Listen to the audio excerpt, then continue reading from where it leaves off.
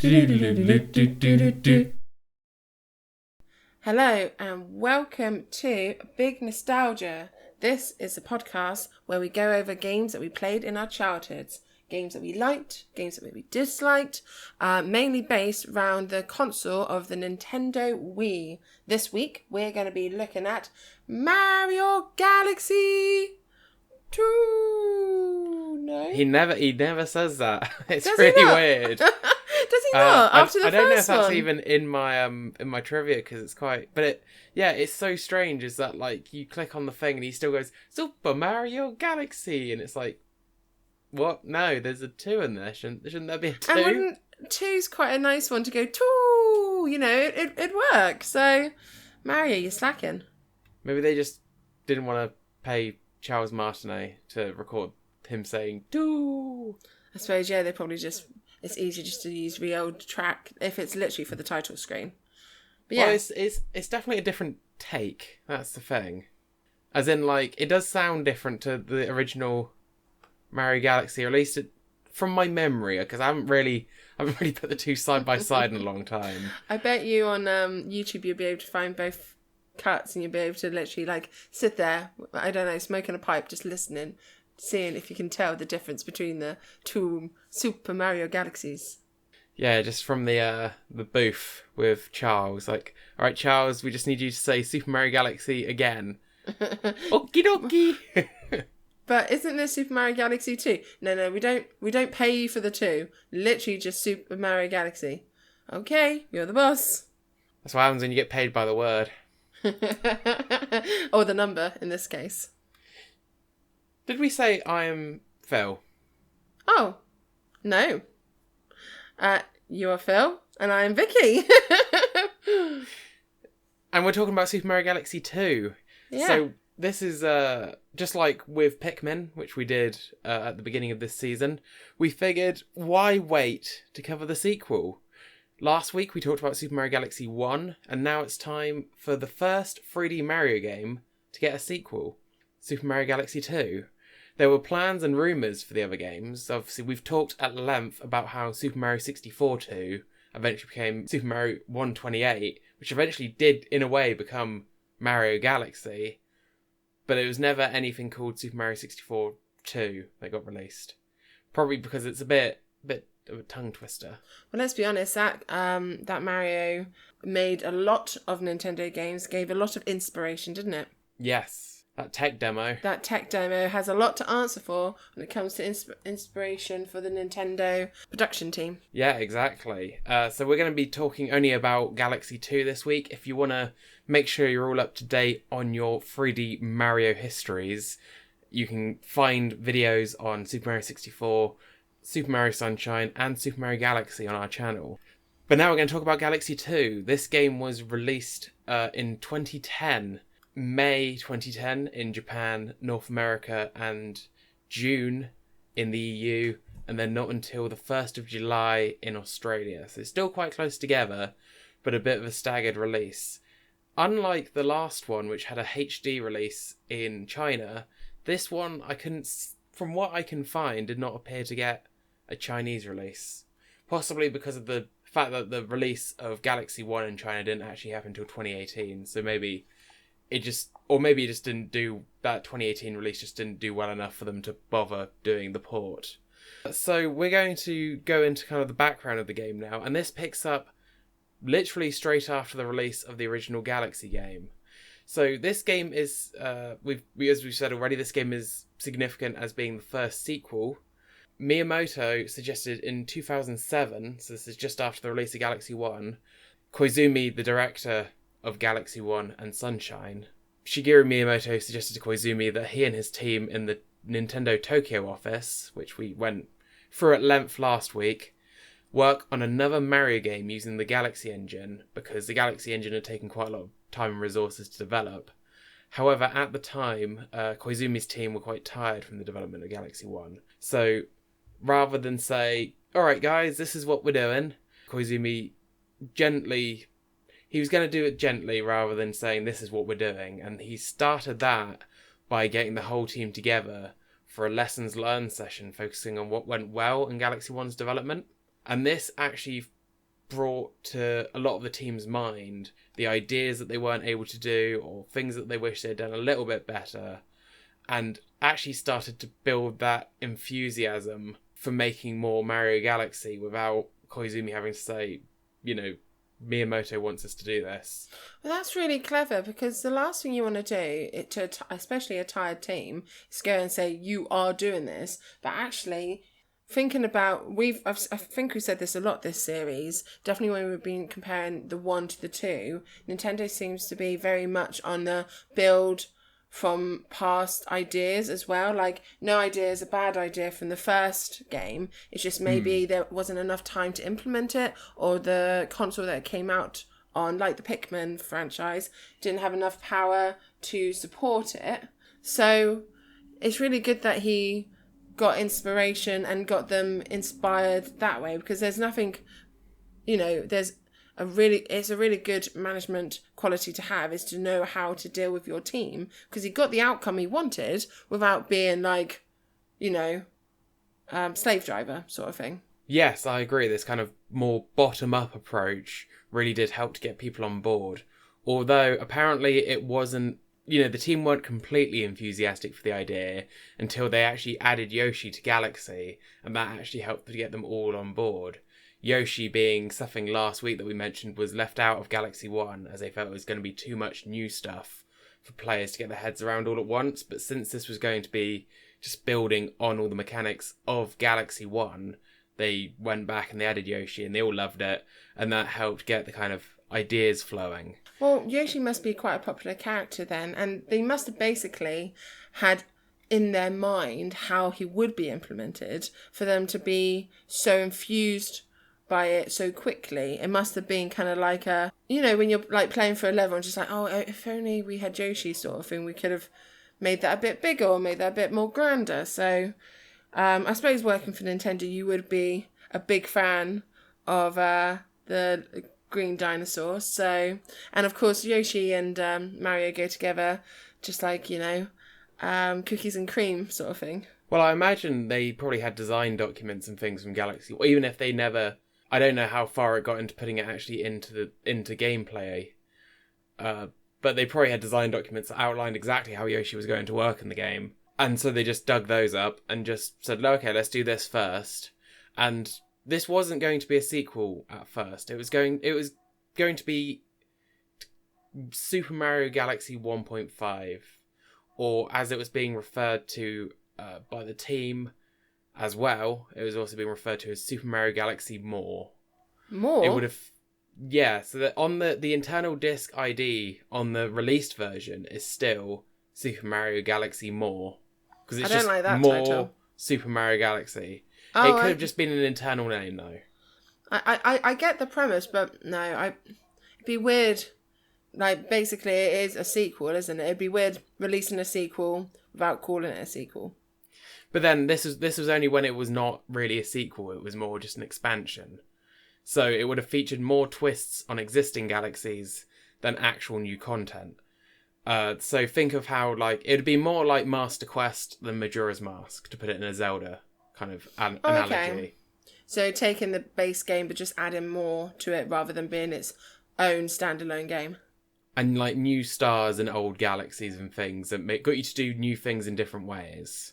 So yeah, it wasn't going to be a sequel, but they actually came up with so many ideas that that's when it became a sequel. Because they just had so much stuff that they kind of came up with that they wanted to put in that they couldn't keep it to just being twists on old galaxies. So you could say that when, Yoshiaki Koizumi and Shigeru Miyamoto were thinking about a sequel, that they didn't, like you said, the exact right ways. They started off as being like, well, what else could we do? And the internal energy of the team and the enthusiasm actually got it to being exactly what they wanted all along. And getting it to the size they wanted all along. The fact that they were kind of like, no, it's just going to be more. But it was actually, instead of demanding a sequel, just through pure ideas, it became a sequel. But as part of the team, I think I would have been a little bit suspicious. Like, okay, he wants to talk about what we did well in Mario. Okay, well, no, that's cool. Oh, now he's talking about Mario Galaxy as more, and oh god, when When did this become second? Were you around for this? Because I swear, a moment ago, this was just an expansion pack. It feels a bit more organic way to do it, and of course inspired by basically the production team. They wanted to do more. They wanted to be more inspired. So, no, very, very clever way of doing things. Yeah, exactly. In last week's episode, I mentioned how director Koizumi and producer Miyamoto would clash over how much story to add to Mario games. This came to a head with this game, as it was a sequel. Koizumi, who enjoys story, wanted it to be a direct sequel and follow on the story of Galaxy 1 somehow, and Miyamoto, right from the get-go, said no. As a result, Super Mario Galaxy 2 simply retells the story of Super Mario Galaxy 1, including the fact that it apparently happens every 100 years, the Star Festival. Which, when I first played Galaxy 2, I was like, does that mean Mario's 100 years older? Because it must do.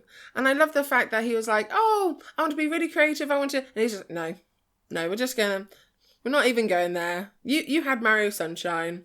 We're just doing a straight copy and paste. But yeah, that's the assumption that I got. If it's a 100 years festival... then he must have been like, I don't know, in his 30s when the first festival came along. So he's at least 130. Yeah, Mario just ages different, as does Bowser and Peach.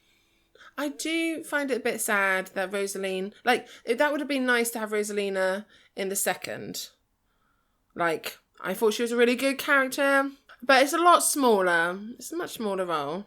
I would have liked her in a bigger position. And I wouldn't have minded a direct sequel, but I'm not sure how they would have done that. No, it's interesting. It would have been interesting to see how they kind of tackled that. Because Galaxy 1, I'm pretty sure, starts with like the rebirth of the galaxy anyway. Because there's a big black hole at the end and Mario wakes up and goes, welcome new galaxies and whatever. And that's kind of how the game ends. So whether it had been... Yeah, it's difficult to say. The two have always butted heads over story. But the next time they kind of worked together, then, the pendulum swung the other way again. Because Odyssey has more of a story than the Galaxy games. I mean, it has the traditional story, but it does have a bit more development with the hat and, of course, the tiara and, of course, the storyline that goes on beyond when you defeat Bowser. I always thought that was quite... Oh, right, we're not talking about Odyssey, though, are we? We're talking about Mario Galaxy 2. Let's save that for another video, maybe down the line of... We do love Odyssey, though. Well, I do. When the game's old enough that we can reasonably be nostalgic for it. Yeah, I don't think it's there yet. No. So, Super Mario Galaxy 2, speaking kind of the staff working on it, is Koizumi's first game where he is credited as series producer. So, series producer was formerly Miyamoto, although Miyamoto was still involved as a general producer for the game, serving a similar one to the one that he had in Galaxy 1. This meant that Koizumi was not actually the director, as he had been on the previous games. So he, as series producer, he asked Koichi Hayashida to be the game's director, who was one of his staffers. Working as another producer is Takashi Tezuka, who people may remember from the Sunshine episode, as well as other episodes this season, as one of Nintendo's kind of main producers. Since they were reusing the game engine and the main character models, this meant the team could work on just those ideas. So the comparison was made by Miyamoto at the time about Majora's Mask and Ocarina of Time and how this was like a Majora's Mask kind of deal. In a similar vein, they had talked about producing the sequel in just a year, like Majora's Mask was, but it eventually took 2.5 years. This time was also used to just kind of polish the engine, because the sequel features better camera controls than Super Mario Galaxy 1. I do feel that... Who's the guy who really likes story? That was Yoshiaki Koizumi. I feel like he would have had a better argument if they compared it to Legend of Zelda or Ocarina of Time and Majora's Mask. Because Majora's Mask's storyline, compared to Ocarina of Time, yes, it's a direct sequel, and yes, it uses quite a lot of the same engine, but it's completely different. So he could have been like, can we go a bit more different like Majora's Mask? Yeah. And as you said, that was done in a year. Have Mario fall through a black hole into a different galaxy.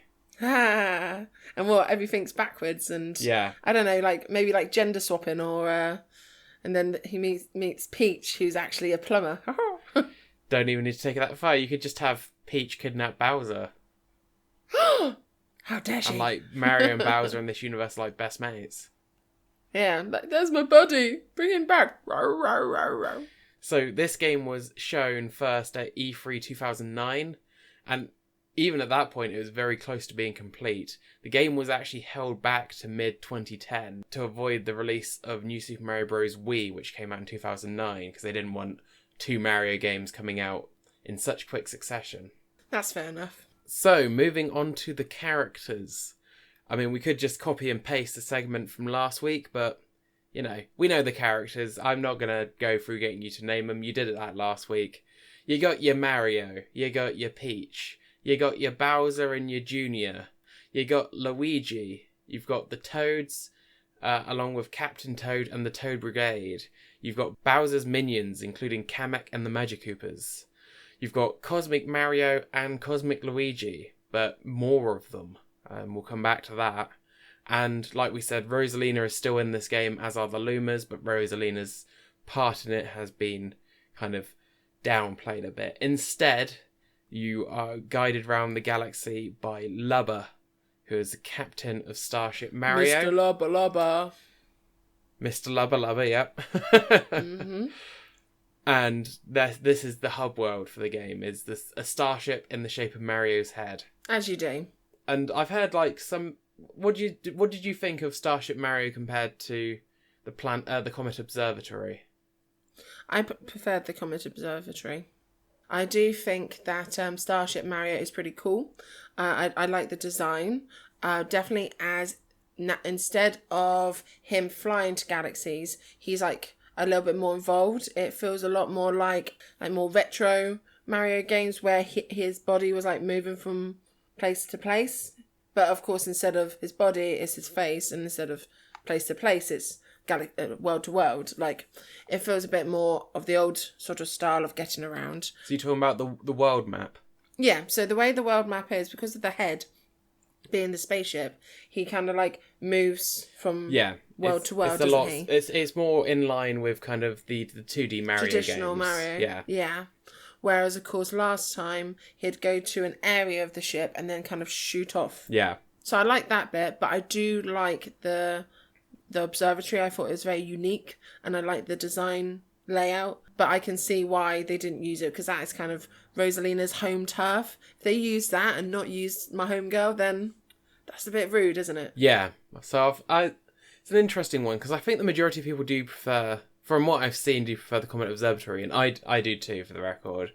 But I did find it interesting that kind of the arguments for Starship Mario is because you pick up like travelers as you go. It becomes this nice, densely populated little hub where you've got tons of like your allies around to talk to, like, and different races and things. Whereas the Comet Observatory, aside from Lumas, is pretty scarcely populated. You get the Toads working on the Toad ship, but really it's all quite spread out. And I didn't mind that either, because it felt like the observatory that you find at the beginning of the game, which is powered down and barely has any life to it. And I get the feeling from the Planet Observatory, that was the whole point, wasn't it? Because, of course, you'd collect more grand stars, you'd open more areas, and that's why it wasn't really populated. But I do get what you mean. Like, Mario's head does feel like a star ship, because, as you said, it's collecting people, it's becoming more densely populated. Captain Toad, was he in the first Super Mario? He was introduced in Galaxy. So the Captain Toad side story, was that from Galaxy 1 or Galaxy 2? When you say the Captain... Because he was a really popular character, wasn't he? When you he say the side story, do you mean like the spin-off game? The spin-off game, yeah. That's not until Super Mario 3D World. Oh, wow. I thought that was earlier. Yeah, because that was a series of puzzles that were included in 3D World, and then they took that puzzle concept and made it a fully fledged game, which is his spin-off. Yeah. So that's more recent. But his introduction is in Galaxy 1, and he's back in this game. Hiya! Exactly. How you doing? Hiya! Shut up, Toad. Oh, no! Sorry. I'll stop. Returning power-ups are all from Galaxy 1. So you've got B Mario, Boo Mario, Spring Mario, Fire Mario, and Rainbow Mario. But not all of them return. So out of the list I've just given there, which two are missing from Galaxy 1, considering this was Spring. last week's episode. Spring Mario? I said Spring Mario. Oh.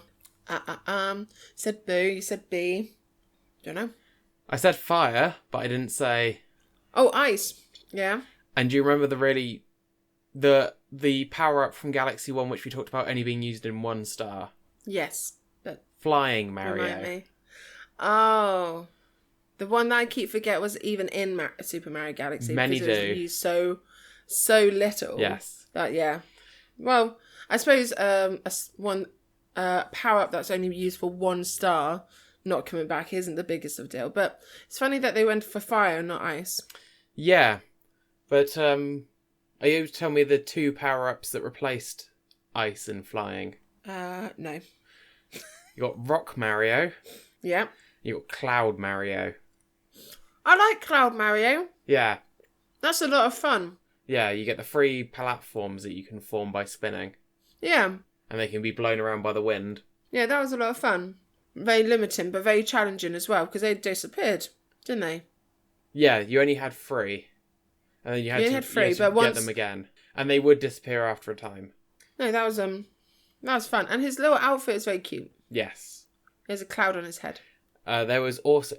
It's not strictly a power-up, but you also, if you remember, had the drill item, which allowed you to drill through planets to the other side. See, that was always a bit troublesome for me to use, being a bit motion sickness when it comes to these games. That definitely messed with... I'm glad they put some more effort into camera control and stuff like that, because that definitely messed with gravity and viewpoints at certain times. Oh, okay. Did you never find that? Not with the drill power-up, no. But, like you say, it's probably because they spent a lot of time working on the camera and things like that.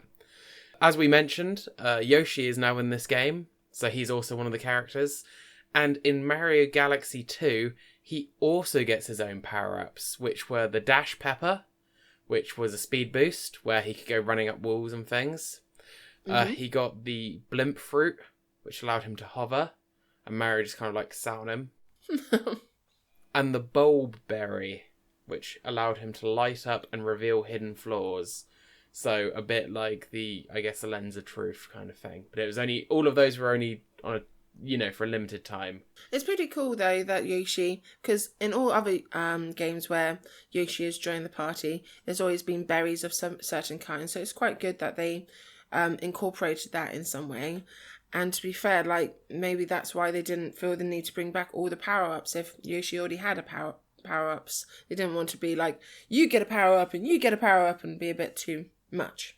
Yeah, they still have to balance the number of mechanics that people need to know compared to the ones that are coming back, and make sure the total amount isn't too overwhelming as well, I guess.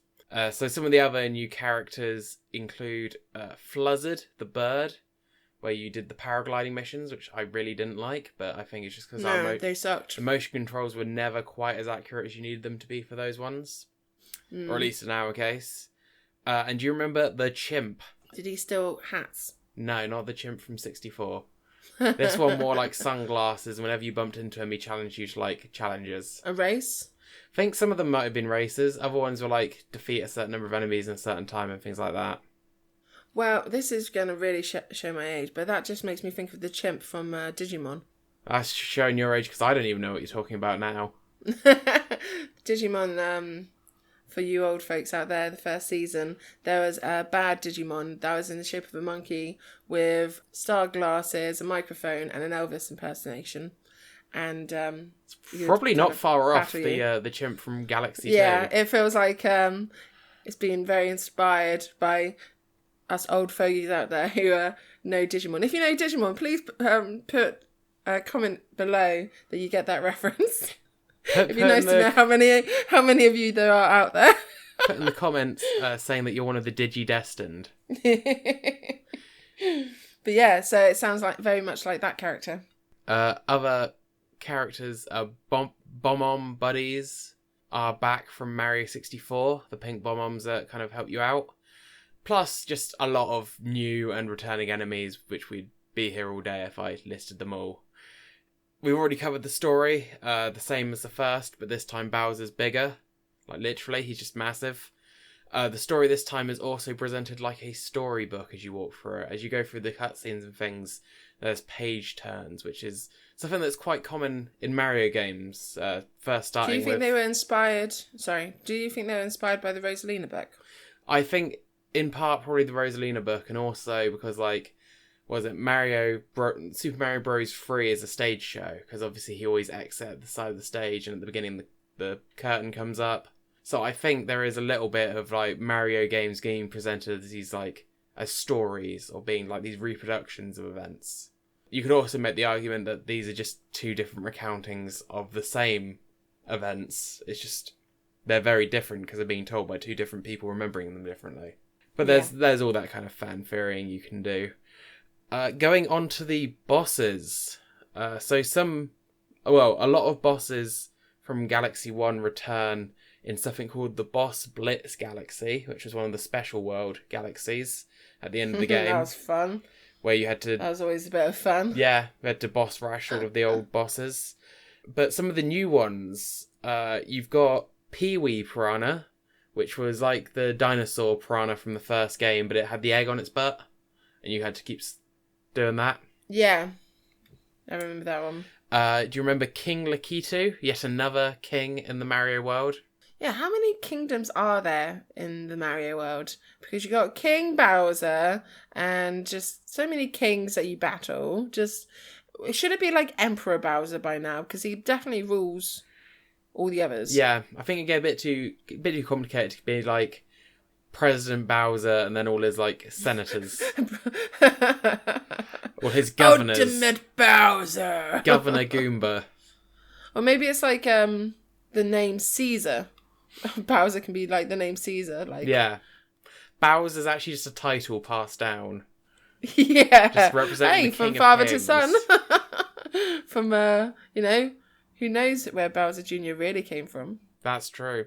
And then some of the bigger ones is kind of your Digger Leg, which you had to defeat with the screw power-up, if you remember. It was a circular world, and you had to run around and hit the underside of it by using the drill.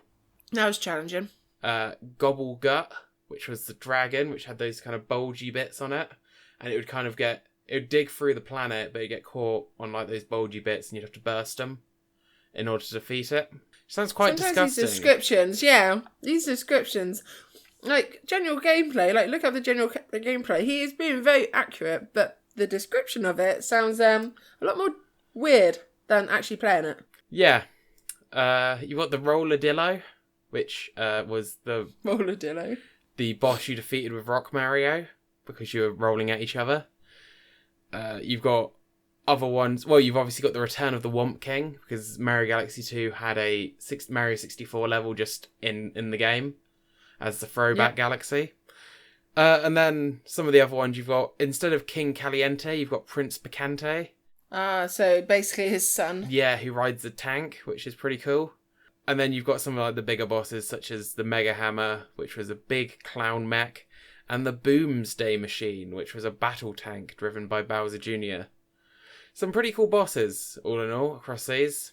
Would you say you prefer these bosses to the bosses from Super Mario Galaxy, or they're all, like, there's good ones and bad ones? There's certainly more bosses in Galaxy 2. More never means better, though. Yeah, I think... Doesn't necessarily mean better. Some of them are quite cool. Some of them you're like, oh, okay, this is literally a boss they invented to give your boss to defeat with this particular mechanic. Which isn't bad. Because obviously a boss is a good way to test somebody's grasp of a mechanic. Definitely if the level has been all about that mechanic, to kind of like put all the things you've learned to the test in a boss situation. Yeah, I don't know. I think they're about the same in terms of my boss. I think there's bosses from both games that I like quite a lot. And there's bosses where I think, who cares? Such as the Stink Bug Parent is back. And also another one. Well, King Lakitu's not too difficult to defeat because you just defeat him with Yoshi by shooting his projectiles back at him. Mm. We've already covered Starship Mario and the replacement of the domes. This one, I don't know. We talked about the world map briefly earlier. The only thing I didn't like about the world map was that it was called a world map, because that didn't make sense to me. Yeah, it should be a galaxy map. It should have been a galaxy map, and each of the levels should be in systems, like Star Wars. Yes. Oh. Or Maybe that's like why. the solar system, which we live in. Yeah. But, you know, they're all about the worlds in Mario, aren't they? Yeah, I think it's just common terminology because at the end of the day, it's a kid's game. But I still it does not make sense. It did not sit well with you. So you've got 6 main worlds, plus, as we mentioned... This intergalactic battle where a dinosaur kidnaps a woman from a plumber and heads off into space does not make sense due to the terminology. Yeah. I love the standing you're taking here. In the terminology in one place.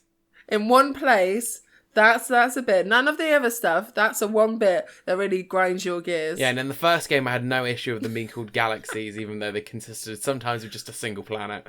Yeah, that wasn't an issue. It's this specific one. Yeah. This specific terminology. I don't know why we're going over the details so much. It makes perfect sense. So we're going kind of over some more design things from the game.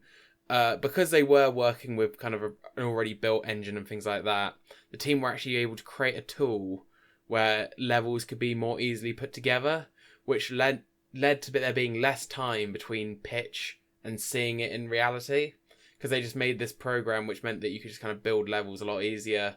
I'm not sure whether that means it almost like a 3D version of Mario Maker that the development team used or something like that, but it meant that they could literally just try things. They could just try these ideas a lot quicker, which is how so much stuff ended up in this game. I'm guessing also, like, you could make something, and if it didn't work, you can make the base model. Like, say they wanted like a lava level, and you'd be like, well, this is where it'd generally be, and if it was successful, then put a lot more effort into making it a bit more. And you could use it maybe just to illustrate something that would take a bit more programming and coding with just like a simple tool. But like finding out whether you can even do it in a simple sense, let alone in a fully sense. Yeah, exactly. I think that stuff like that's quite good to kind of aid design. I can imagine like Nintendo does a lot of analysis on kind of what the most popular levels are in Mario Maker, and I wouldn't be surprised if it kind of impacts whatever if they make another 2D Mario, whether it will impact kind of some of the ideas in that based off what seem to be prevalent as things that people like in Mario Maker 2. It just makes sense to me.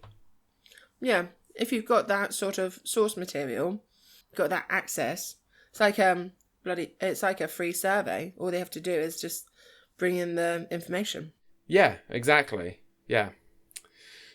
So also with this game, rather than the bonus for getting all 120 stars being that you unlock Luigi this time round is unlocked as soon as you beat story end at 60 stars, and when you reach 120 stars you unlock the 120 green stars challenge instead, which then goes through every galaxy in the game and doubles the total amount of stars it holds with green stars. And green stars were just anywhere.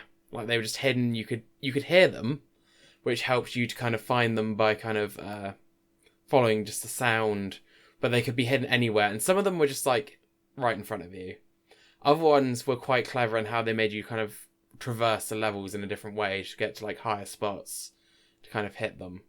Which I think is an interesting way to reuse old levels. Obviously, I'm not sure if the game just felt... I think it was because they wanted there to be more of kind of a completion bonus for 120 stars than Super Mario Galaxy 1 had. And it adds that extra challenge, doesn't it? Because some people, not me, enjoy playing as Luigi, and it gives it a bit more of a purpose. If it's not just a carbon copy of looking for stars, like just doing the same level but as Luigi, it made them think... I think it feels like the birthplace of ideas for Odyssey, really. Yeah. And we've talked a few times about how we think different things have inspired Odyssey, from like the blue coins in Sunshine to some of the ideas in Galaxy and Galaxy 2. But having, I think some of those more just from platforming challenges or just tucked out the way moons from Odyssey definitely probably are inspired by this kind of placement of stars. Once you get all 240 stars, you unlock the Grandmaster Galaxy, which is a difficult challenge level where you get the final 2 stars. So this is a really big contrast to Galaxy 1, where the final galaxy was just a kind of walking tour of the Mushroom Kingdom to get purple coins. Like, I'm not sure if you ever got to the point of doing Grandmaster Galaxy in your playthrough. Not for Mario Galaxy 2, no. It is one of those, like... dreadful in a good way. Yeah. One of those absolute challenge levels, which has inspired a lot of the games that followed it. I think every Mario game has had something like this since this one. But it is just like the ultimate challenge. And then, once you've done it the first time, once you have 9,999 star bits stored with the bank toad, you then unlock the comet star, where you have to do it all with only 1 health. An insane challenge, and like we said, it went on to inspire kind of the challenged worlds in 3D World and Darker Side of the Moon in Odyssey. And I think that's really good, though, because there are those older Mario fans that maybe think that would find the base game too easy, and this gives them a reason to actually play through it and complete it, because then they'll get that real teeth-grinding challenge that they're wanting. Well, if you've got as far as getting that many stars and getting all the green ones as well, if they had this earlier on, it would just be annoying. But as you said, it's the last thing that you need to do to be an absolute completionist. It is a super duper challenge, and it really promotes their whole thing that 5 to 95 age gap of players.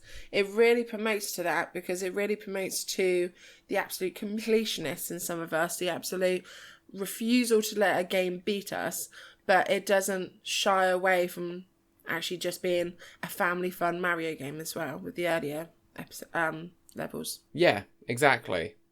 I think it allows it to kind of fit a lot of roles that way. Since we've already kind of started broaching the topic of comets, a new feature in this game is the Comet Medal. So these are special big coins you have to find in each galaxy, which is what enables a comet to appear. Whereas in the last game, they just started to randomly appear after a certain point in the game. Purple comets appearing after you beat Galaxy 1 for the first time.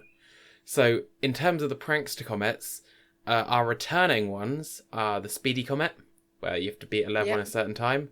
Which is quite a traditional one. Exactly, yeah. Daredevil, which is what we just referenced, which we have to beat a level with just 1 health. Just why? Because you're a daredevil. It should be called the suicidal. I don't know. Just no. Why would you try and do it with 1 life? It just, let alone the very last one. You can tell the comments I avoid. I like to live. Also returning is the Purple Comet, purple coins. Yep. From the first game, and that is it actually, because some of the ones from Galaxy 1 have returned, but different. So, for example, instead of the Cosmic Comet, which is where you raced a Cosmic Mario or Luigi, as we alluded to earlier, this is replaced with the Clone Comet, which is, if you remember, you get stalked through the level by a bunch of Cosmic Marios or Luigis. Oh. And you have to keep on moving. You have to be careful how you move, because if they catch up with you, they'll injure you. Yeah. Instead of the Fast Foe Comet from Galaxy 1, you've got the Double Time Comet, which essentially is the same, but I think this title is just because Fast Foe implies just enemies, whereas Double Time, it's even the stage hazards are moving twice as fast. Well, actually, funny thing I found out, it's called the Double Time Comet. Everything moves 4 times as fast. Oh. So shouldn't it be called like... The Quadruple Time Comet. Quadruple Time, yeah. Yeah. Double definitely makes it sound like it was only obviously doubled. Yeah. They lied.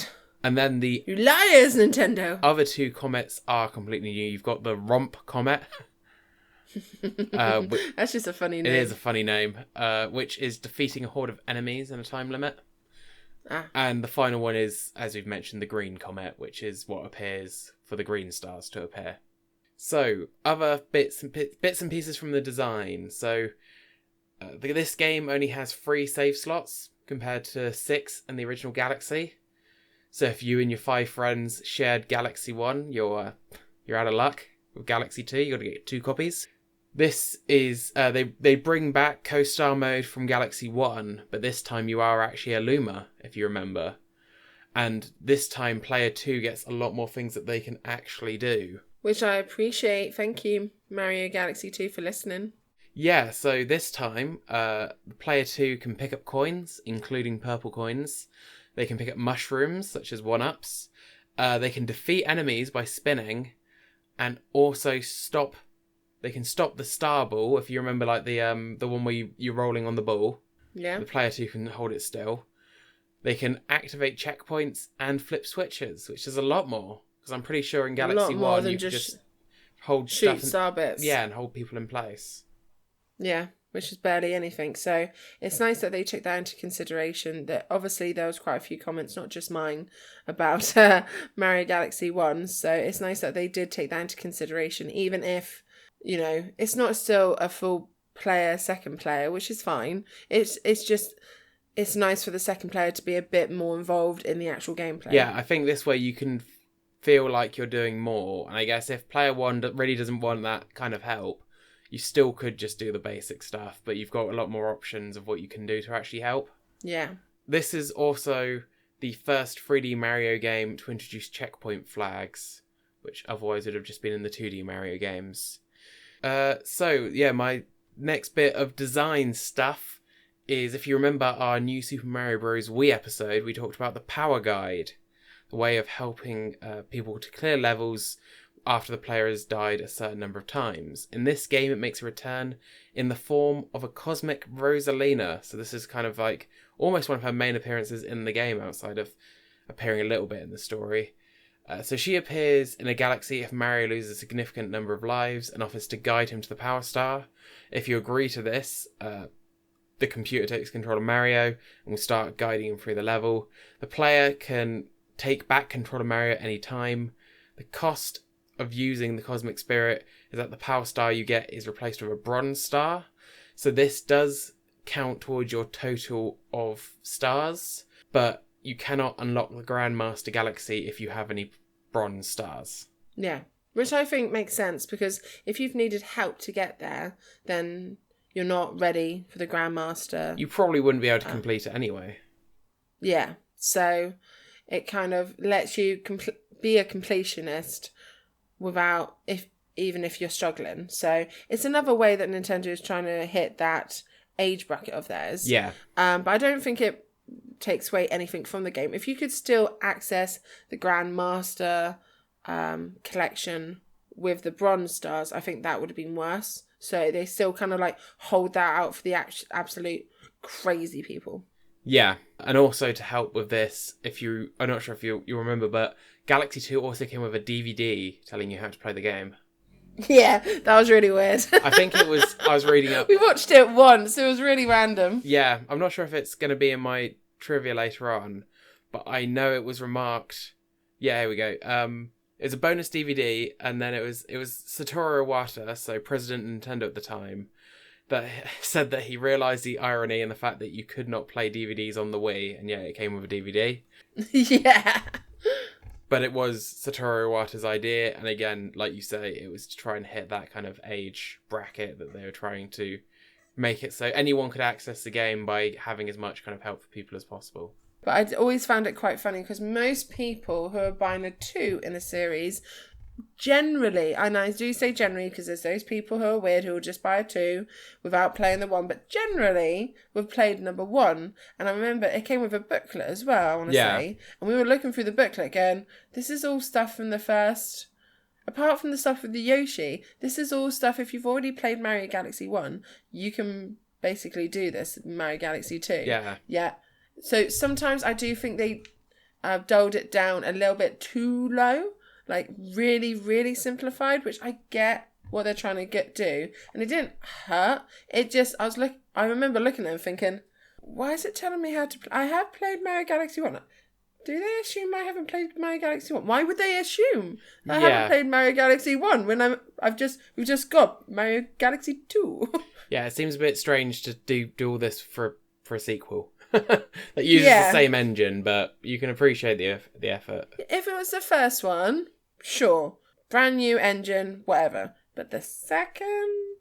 Also, just under design, there's now hungry Lumas, which are hungry for coins, which is weird. It's weirder than original Hungry Lumas, which are hungry for Starbits.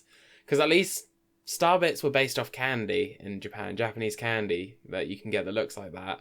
You're just force-feeding a Luma coins now. I don't know, just the general idea was always weird, whether it's coins or Starbits. I mean, I suppose at least, as you said, the Starbits was food, but it's still just a general weird concept. Yeah. But I think we covered that very well in number 1. We did, yeah. So just, we've talked about a lot of the galaxies in this game already, but I have got them listed here. I'm not going to go through them all. There are 7 more galaxies in this game than in Galaxy 1. There's 7 galaxies in every world, and there's 7 worlds, and there are 7 more. The number 7 comes up quite a lot, which I guess is good luck. 7 is a lucky number, isn't it? Yeah. Yeah. Although saying that, there is some galaxies that are just returning from previous Mario games. We've already mentioned the Throwback Galaxy, which is just a recreation of Womp's Fortress from Super Mario 64. And in World S especially, there is a lot of stuff that is just returning. You've got the Mario Squared Galaxy, which is a planet. It was just an individual planet in the Toy Time Galaxy in Galaxy 1, but it's just a galaxy by itself here. You've got the Stone Cyclone Galaxy, which again is from Galaxy 1, and in that it's just a planet as part of a larger galaxy, returning by itself. You've got the Boss Blitz Galaxy, as we mentioned, which is just a boss rush of returning bosses. So, whilst there is more galaxies, they kind of make up the difference is made up with returning stuff or very similar stuff.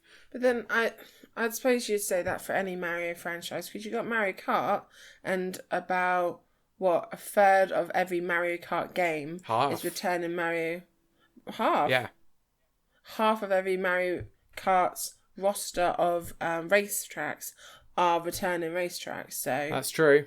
That is very true. And also, you can kind of forgive it because there is a lot of interesting new ideas, like we've said, about the rock and the cloud and the drill. And there's new levels for existing power-ups. Like you got the Honey Bloom Galaxy, which is kind of a B Mario level. You have the Supermassive Galaxy, which is inspired by Super Mario Bros. 3, where you've got the Giant Land, so it's just a galaxy where everything is massive. You've got kind of more Boo galaxies and haunted ones for use of the Boo Mario power-up. The big one I do feel was originally from Mario 64, because you've got that level where it's big and small, don't you? Oh. Well, you're talking about Tiny Huge Island? Yeah. Well, Super Mario Bros. 3 was obviously the first one to do it, because that was... Yes. Yeah. And that was just Giant Land, was the name of one of the worlds. Yeah, and then they really tried to... Then they changed the size for 64, and then there was the Giant Mushroom, wasn't there? Yes, in the new Super Mario Bros. Games. Yeah. Like the Mega Mushroom. Mega Mushroom, yeah, and then you could stop down everything. Yeah, and I suppose in the 2D games you've also got the Mini Mushroom, whereas I don't think there's been a 3D Mario level since 64, where everything else is really tiny and you're massive. Please comment below if one comes to mind. Yeah. But I just think that it's an interesting concept that they've taken big and little, but they haven't copied it through all the games. They've done it in different way in all the games. Yes. To a degree. They've tried to make it a bit more original than just always making him big or always making the world big or small. Yeah, that's true. So going on to the soundtrack, this was again done by Koji Kondo and Mahito Yokota, but this time they were also joined by Ryu Nagamatsu. The orchestra this time had 10 extra pieces than the original, and some tracks were done again to make them even more orchestrated than their Galaxy 1 arrangement. I haven't actually listened to the two soundtracks side by side in a long time, but I think it is just adding that extra layer of polish. A lot of tracks do return from Galaxy 1, and then there's also some tracks such as the Throwback Galaxy, which we've mentioned, which is just an arrangement of the Super Mario 64 main theme, which was originally composed by Koji Kondo, but the arrangement was actually done by a guy called Shigetoshi Gahara instead, who provided a few songs for the game as well. Now, that is one of the differences from Galaxy 1, is that there was kind of more orchestra. After they had to fight for it in the first game, they kind of went full in for the second game. There's a ton of differences between the two games. You can kind of find a full list online, so I'm just going to go over some of the key ones. Your favourite ones? My favourite ones, the ones that stood out to me. Last time we talked about a glitch, which allowed Mario to do a lot of speedrunning tactics, which allowed him to climb up slopes that he shouldn't be able to climb up otherwise. That's been removed from Galaxy 2. The Bugaboom boss, the boss that in Galaxy 1 you have to defeat with B Mario, is Cloud Mario in this one. Aside from that, the boss fight is unchanged. This one, in this game, Bowser and Bowser Jr. boss levels now have prankster comets, which they didn't do in the first game. You just went and you just got the Grand Star. Coins are more important in this game than Galaxy 1. One of the changes they made is that obviously you can feed them to hungry Lumas. Because I felt like unless you needed to replenish health, coins were pretty useless in the first Galaxy game. I don't think that was a problem. No, it never came up as an issue, and they were just kind of there, but you always ended up with quite a few of them. Whereas, as you said, this time it's quite nice, even if they are absolutely weird, the Lumas eat them up, just to have them a bit more as a functional collectible, because in the first one, I just remember having loads and not really sure what to do with them. Yeah, exactly. We've already mentioned Luigi is unlocked after beating Bowser the first time. You don't need the full 120 stars. Male Toad no longer asks you if you want the one-ups that Peach has sent you in her letters. You just get them and you will like them. There's no conversation no more. You will take these one-ups. That is the deal. The camera can now spin 360 degrees in a lot of cases, whereas it could only go 90 degrees each way in Galaxy 1. The actual icons for the galaxies, as you go through the world map, they're a lot more, they're more dynamic. They're only static images in Galaxy 1, whereas you get moving ones in Galaxy 2. When it shows you a little preview, like the little bubble preview. Yeah. And in timed prankster comet stars, both the purple coin ones and the speedy ones, the clock now stops when the star spawns, rather than continuing to count down until you collect the star. Which I think is a mercy, because it's so annoying when you actually spawn the star and then you don't get there because you've run out of time. Yeah. So I think that might be a decision for the better, because if you're saying, oh, that makes it easier, well, they can always just reduce the number of seconds. It's just annoying when the star actually spawns and you still mess up. Yeah, it can be very frustrating, whereas maybe some people commented on it from the first one. Yes. Yeah, maybe that's a response to people's feedback from the first game. Now, let's do some quirks. Like every Mario game. Gotta love a good quirk. Every Mario game, there's a ton of them. So if we've missed any, please let us know in the comments, because we're always interested to read more about the quirks in our games.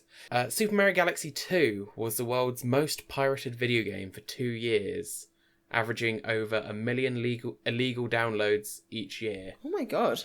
Which is crazy. Despite the fact, we'll go on to it later, but despite the fact it performed, it sold well. And it's funny that it's, again, you were saying about the people who go straight into Galaxy 2.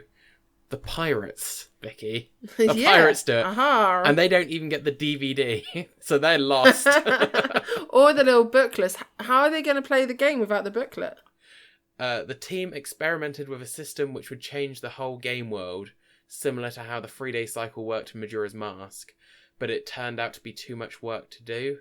Which that would have been interesting to, have galaxies in quote day and night time, or the equivalent, because they're floating in the middle of space. Day and night time galaxies. That is again, we don't question that, do we? We question the wording of the word, a world, but we don't question day and night galaxies. Exactly, that's perfectly sensible. It'd been interesting if you went to the same planet or galaxy or world or whatever, and because of the day-night cycle, during the day there was different achievements to the night time.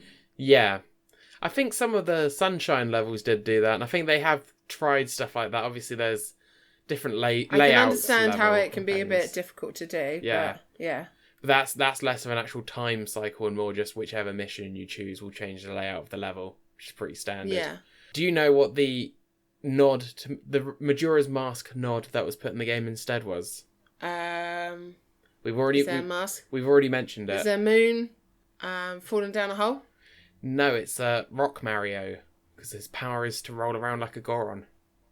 Oh, yeah. Characters from other series were at one point going to appear in the game as cameos, such as DK and Olimar from Pikmin, but it was vetoed by Miyamoto, who said the Pikmin characters wouldn't look right in a Mario game because their designs are thinner. Oh, okay. It just Even though would they clash. do join each other in the Smash, I suppose that's different, isn't it? Because that's just a general. And also, like, whereas this is a Pacific Mario game. everyone is kind of redesigned to be a bit more similar for Smash, whereas this would, I guess, be taking them straight from Pikmin. I mean, Mario is about the same height of Pikmin Olimar, isn't That's he? true. Also, Olimar is like 4 centimeters tall. So he could be in the game and you just can't see him. Yeah, that's the thing. They could have really promoted and just like, you haven't seen him yet? Well, he is this big. Just hear some singing in the background, like la la la la la la la la. Yeah, just if you like stand in one place for long enough, the music should just go low and you should just be able to hear very muffled la la la la la la la. Yeah. In the Throwback Galaxy, the galaxy inspired by Mario 64, the Womp King has a different, sillier face texture when he's defeated, but since he's lying on his face, you never get to see it in gameplay. Oh, then what's the point? Exactly. I'm guessing his maybe his defeated pose was supposed to be different, and then it made it easier if it was.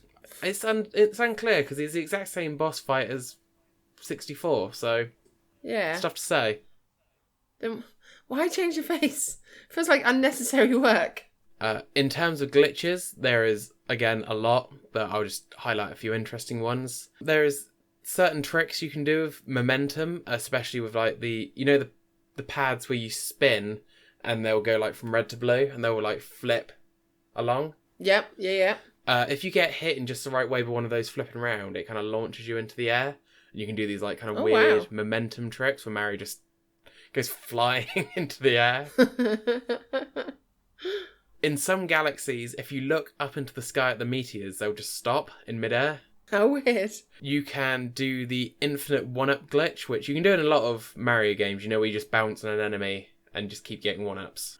Yeah. You can do this on the big Koopa Troopers in the Supermassive Galaxy. It's probably one of the easier places to do it in the Mario series, in my opinion. You can die in the credits by using the B Mario power-up. You can mess with the credits by falling off a moon at one point. Or if you try and enter first-person view as Mario, you'll be able to see Mario's hair. Like, you don't usually do it. When you enter first-person view, obviously you can look around cleanly, but you get the model of his hair just in your eyes. Oh, wow. And also there is a glitch that lets you take Yoshi into the final Bowser fight. Oh, that'd be cool. Because usually in the game, basically I think the way up to the door to Bowser is just, I think it's a pole. So you shouldn't be able to take Yoshi up because Yoshi can't climb them. But there is an infinite kind of flutter jump glitch with Yoshi. And then if you get him up there and you're still on him, then he'll get dragged into the fight as well. It does look a bit glitchy. I don't want to fight Bowser. You're coming and that's final. It does look glitchy because obviously the game is not programmed for you to have Yoshi there. So Mario's just frozen in all the cutscenes until the gameplay starts and then he can fight Bowser. In terms of cut content and early content that never made it in, we've talked about story elements and there was more story stuff for Rosalina that was cut. And I'm going to, in quotes, a Bone Mario power-up was rejected by Miyamoto. I'm guessing it was like a skeleton costume. Like, you can get a skeleton costume in Odyssey. Yeah, but I can understand why. Yeah. But Bone Mario would be a very funny official name for a Mario form. In early versions of the game, Starship Mario looked a lot more closer to just the model of Mario's actual head.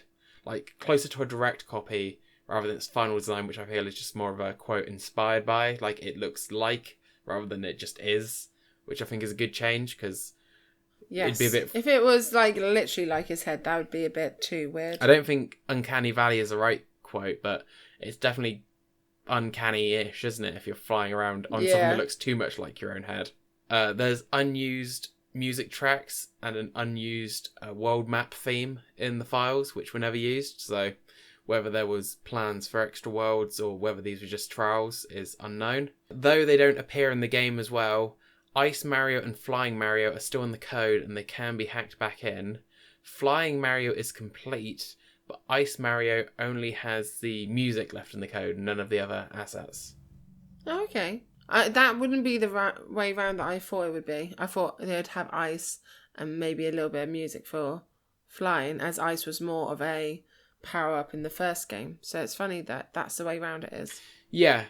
Maybe they're planning to do more things with that flying idea because they didn't get to, and this they just, again, didn't get to. Fair enough. Nintendo, once again, on the marketing for their game. We've talked a lot about their marketing. We've talked about massive bowls of spaghetti and whatever happening, these weird things they do to market Mario games. Once again, they got on their marketing. Prior to the game's launch, Charles Martinet visited Spain to promote the launch of the game. There he talked about in Spanish the history of how he became the voice of Mario and years living in Spain. And then after doing a demo of the title, he posed with the fans alongside a costume Mario. A day before the game was released in North America, Nintendo of America sent out invites to a select amount of Club Nintendo members who had reached Platinum status to join them at the Nintendo World Store for a pre-launch party. Like the Spanish event, Charles Martinet was there and he made a special appearance alongside a costumed Mario.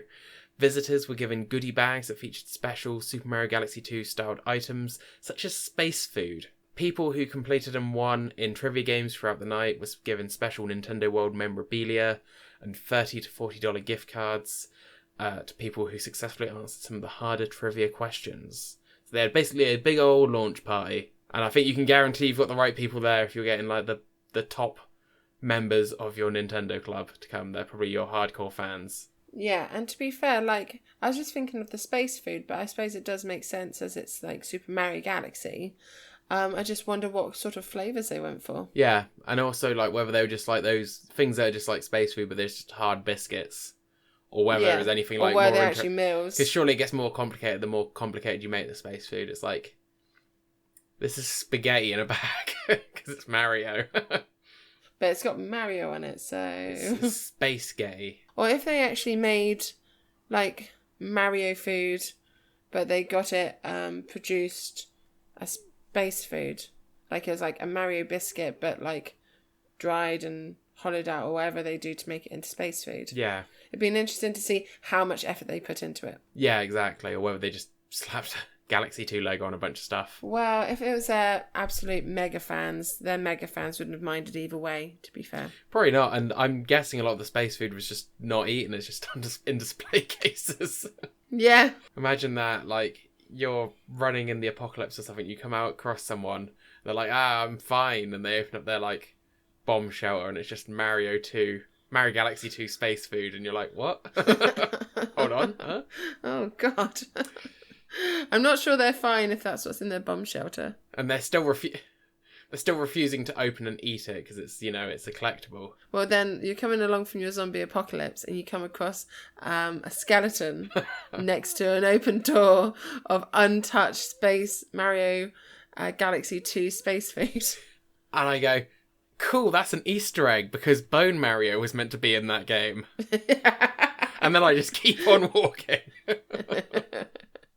Bone Mario. That would have much teasing. I know the design they're going for, and I get it, but they need to come up with like Skeleton Mario or just not Bone Mario. I'm sure it wouldn't have been called Bone Mario in a release. It's just very funny that's how it was written when I was doing my research. So this game, obviously, it sold very well, just like the first one. In Japan, Galaxy 2 sold 143,000 copies on its first day of release, and 340,000 within its first week. Regardless of all the piracy. That sold, and it was about 90,000 more than the first Mario Galaxy sold within the same time frame. In North America, the game sold 650,000 copies during the month of May 2010, which is when it released. In the UK, the Galaxy 2 was the third best-selling game among all releases across all platforms, and was the best-selling single-platform release for the week ending June 26th, which was the week it came out. So it was beaten by two multi-platform games, but as a single-platform release, it was number one. By July of 2010, the game had sold 1 million copies within America, And as of April 2011, Mario Galaxy 2 has sold 6.36 million copies worldwide. The most up-to-date sales I can find are on the list of best-selling Wii games, where it has been listed as having sold 7.41 million, which puts it at the 14th overall best-selling Wii game, just below Twilight Princess. Wow. For reference, Galaxy 1 sold 5 million more units overall and is placed 9th in the best-selling games. Oh, okay. The game was met with the same critical acclaim as the first, possibly even more so because it was a more polished version of the engine, and it received a lot of 9 out of 10s and perfect scores across the board. It received Game of the Year award nomination. Well, it received Game of the Year awards from Nintendo Power, Games Master, Official Nintendo Magazine, Edge, Games TM, Destructoid, and Metacritic. It was named the best Wii Game of the Year by IGN, Game Trailers, GameSpot, OneUp.com, and tons of other places. Wow. It's considered one of the best Nintendo games ever made. In fact, when 2012 Nintendo Magazine did their 100 best Nintendo games, it was ranked number 1. Whoa. Which is pretty crazy. Yeah. I wouldn't have guessed that one being... Like, I'm not saying it's a bad game. Obviously, it's done really well. But I wouldn't have put it at number 1. Yeah. Wow. So it was really well received then. Yeah, it's nuts the positive reception this game's got. I mean, like we say, it's pretty well reserved, although it's probably more than I'd have expected as well. Many fans will say they prefer Galaxy 2 because it's bigger and more realised version of Galaxy 1, but some will say that the original was the best. So I put to you, Galaxy 1 or Galaxy 2?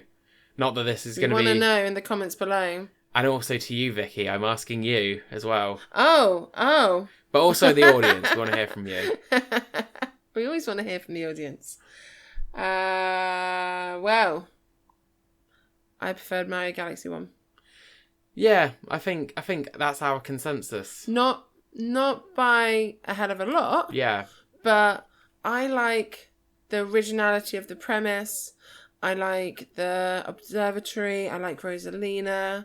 I like the world layout. The Lumas are weird, like definitely the Eaton ones, but it was all very simple premise. Like, I like Yoshi and like I like some of the worlds, but I just remember more of Mario Galaxy 1. Like, they just continued making a really good Mario Galaxy game, and obviously by the sound of how it became a game, it makes sense that it just feels like more of a good thing. Yeah. But I like Mario Galaxy 1 because it was the original premise. It was more of the shock value. It was more like this is a game, rather than just continuously on something that's good. Yeah, I feel like if you kind of... I think both games are amazing, don't get me wrong. They're both like... Oh, yeah, agreed. They're both like 9 out of 10, 9.5 out of 10 games for me, but... If you have to make the comparison, then I'd say that Galaxy 1 is the one which made the massive innovation, and 2 does a lot to polish that, but I think I'd probably still say Galaxy 1 because it made the giant leap for mankind, Vicky. Into space. So, like the first Galaxy game, this was released on the Wii U eShop, and elements from this game have been referenced in future games, although a lot of those elements were also in Galaxy 1. So the ones that from Galaxy 2, which have appeared in future games, are things such as Starship Mario appears in a few games in the background, and also the Dragon Driftway racecourse from Mario Kart 8 is designed based off the Gobble-Gut Dragon boss. Level concepts and design concepts were also carried forward into the next Mario game, which was Super Mario 3D Land on 3DS.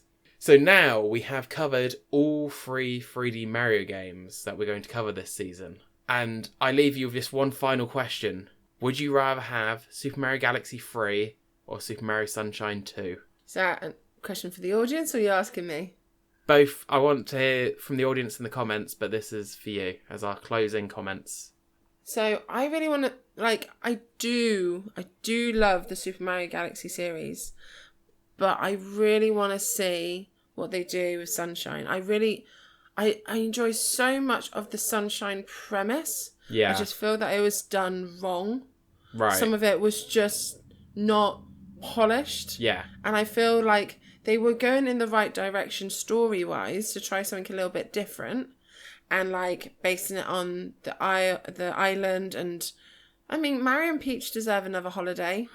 Yeah. I feel like they had such good ideas with Sunshine, but it wasn't polished and they didn't push those ideas onto the right concept. They kind of fell short. So it'd be lovely to see an actual fun and a bit more of a polished version of Sunshine, where Mario Galaxy, love it. Mario Galaxy 2, love it. I just think Mario Galaxy 3 would be more of the stuff I like, whereas it'd be nice to see something that I know has potential of being better actually be better. Yeah.